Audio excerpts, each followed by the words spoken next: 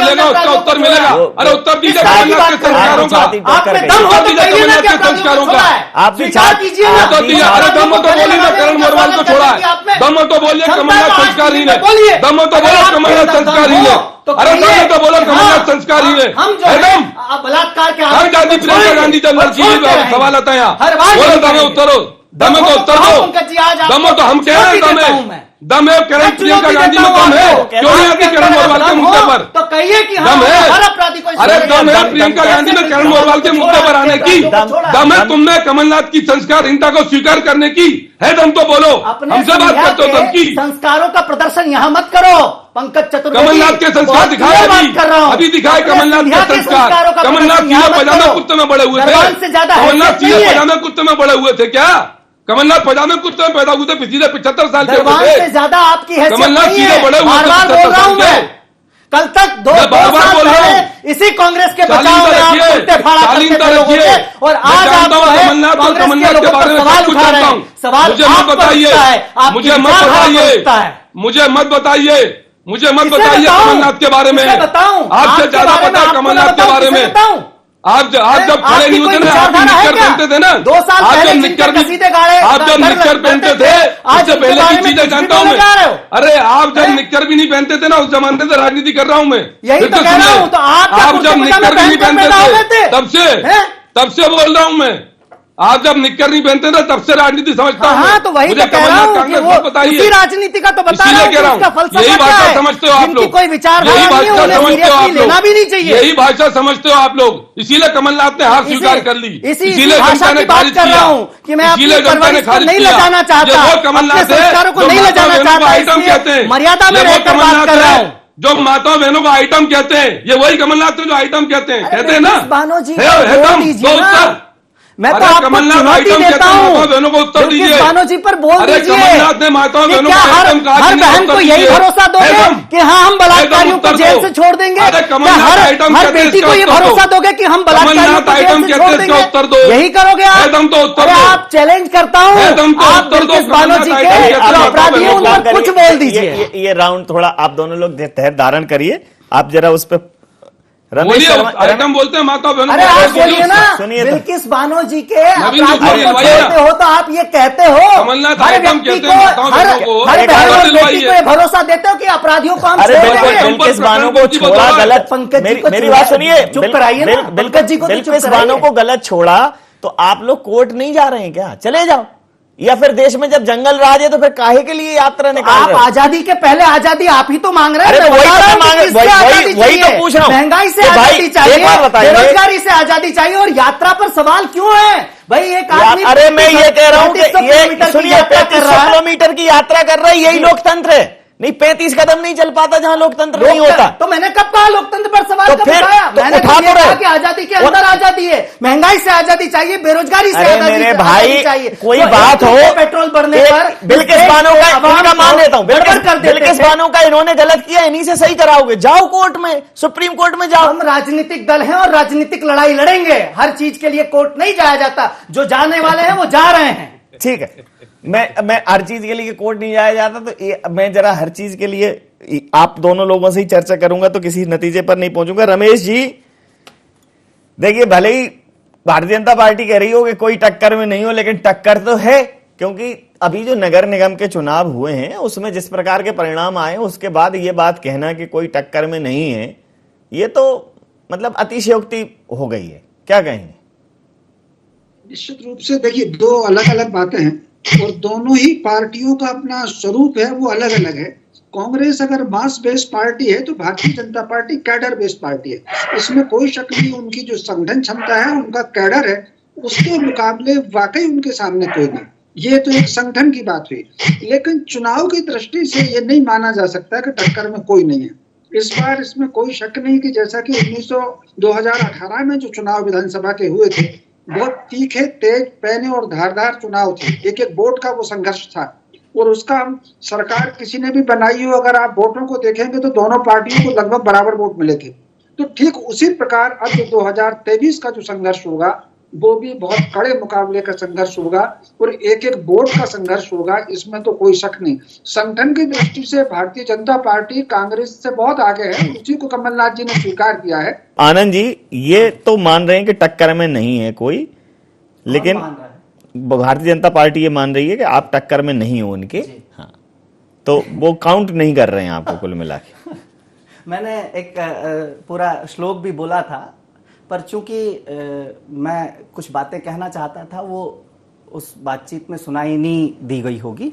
तो मैं वो कहना चाहता हूं कि किसी रावण का भी इस देश में अभिमान नहीं सहा गया, और ये अहंकार भरी भाषा जो है, उस भाषा को सोचे समझे बिना हम दूसरी बातों पर बात करते हैं कि आज मध्य प्रदेश कांग्रेस का जो संगठन है आदरणीय कमलनाथ जी के नेतृत्व में, उसमें चाहे महिला कांग्रेस हो, चाहे एनएसयूआई हो, चाहे यूथ कांग्रेस हो। महिला कांग्रेस का आईटी का संगठन बूथ स्तर पर शायद नहीं है, लेकिन एनएसयूआई, यूथ कांग्रेस और जो मेन कांग्रेस है उनका आईटी के साथ, और जो मुख्य संगठन है उसका ब्लॉक लेवल से लेकर सेक्टर और मंडलम तक जो है वो लगातार और बहुत तेजी से काम चल रहा है। इसके अलावा आउटरीच है, आउटरीच डिपार्टमेंट के माध्यम से आईटी सेल जो है वो समाज के जो इन्फ्लुएंसर वर्ग है, जैसे प्रोफेशनल लोग होते हैं, डॉक्टर्स होते हैं, वकील होते हैं, पूर्व जजेस होते हैं, और इन सब के साथ एक जुगलबंदी करने की कोशिश की जा रही है। इसके अलावा मैं अगर गलत नहीं हूं तो बताता हूं कि अभी नगर निगम के चुनाव हुए थे, वो भाजपा के अध्यक्ष जहां से चुनाव लड़ते हैं खजुराहो संसदीय क्षेत्र से, वहां कटनी नगर निगम जो है वो खुद नहीं बचा पाए। उनका बहुत अच्छा संगठन है, हम मान लेते हैं। मुरैना जहां उनकी जन्मभूमि है, वो संगठन मुरैना की नगर निगम की सीट नहीं बचा पाया। हम मान लेते हैं जबलपुर जहां उनका जनकपुर है यानी कि ससुराल है, वहां भी वो नहीं बचा पाए। उसके बाद उन्होंने मीडिया में एक त्रिदेव फार्मूले की बहुत बात की थी। त्रिदेव फार्मूले के बावजूद कांग्रेस जो है अब तक की ऐतिहासिक तौर पर उस जीत की तरफ बड़ी नगरीय निकाय के चुनावों में। पंकज जी, आप टक्कर भले ही नहीं मान रहे हो, लेकिन कांग्रेस टक्कर में तो है, और हो सकता है टक्कर इतनी जोरदार हो कि आपको एहसास हो जाएगा कांग्रेस टक्कर में है। टक्कर में, आपस में टकराव में, टक्कर में दिग्विजय सिंह कमलनाथ से टक्कर में, सज्जन सिंह वर्मा बाला बच्चन से टक्कर में, पीसी शर्मा जी भोपाल के स्थानीय एक विधायक से उनसे टक्कर में। तो ये टक्कर का काम कांग्रेस पार्टी में टक्कर आपस में ये खूब खेलते रहते हैं, इसीलिए बीजेपी से टक्कर नहीं ले पाते।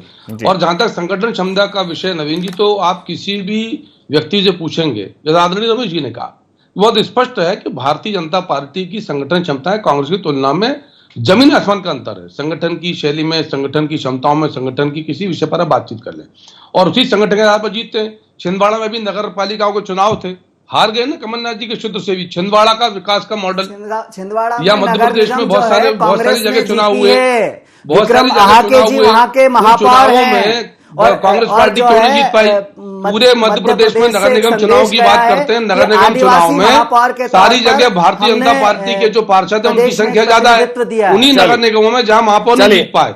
तो ये सच को स्वीकार करें न करें, पर ये आपस में टक्कर में है। चलिए, दिग्विजय सिंह कमलनाथ से टक्कर में, बाकी नेता आपस में रमेश जी टक्कर लेने का। रमेश जी, भारतीय जनता पार्टी के सांगठनिक कौशल को कमलनाथ जी ने स्वीकारा है, इसको यह भी देखना चाहिए इस दृष्टिकोण से भी कि अगर आप अपने समक्ष प्रतिद्वंदी का एक उचित आकलन करते हैं कि भाई सक्षम प्रतिद्वंदी है, तभी तो आप सक्षम प्रतिरोध खड़ा कर पाएंगे।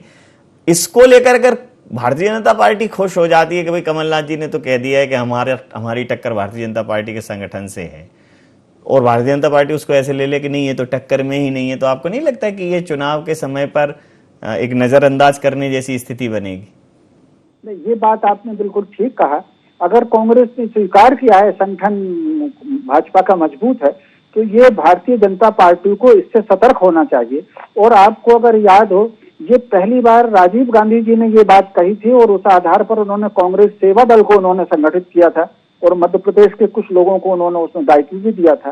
तो संगठन खड़ा करने की कोशिश राजीव गांधी जी के समय भी हुई थी, और उसी आधार पर मैं समझता हूँ कमलनाथ जी उन दोनों बहुत प्रभावशाली नेता थे। जिन दोनों संजय गांधी थे या राजीव गांधी जी राजनीति में आए, प्रभावशाली नेता थे, तो बहुत सारे अनुभव उनके पुराने रहे होंगे।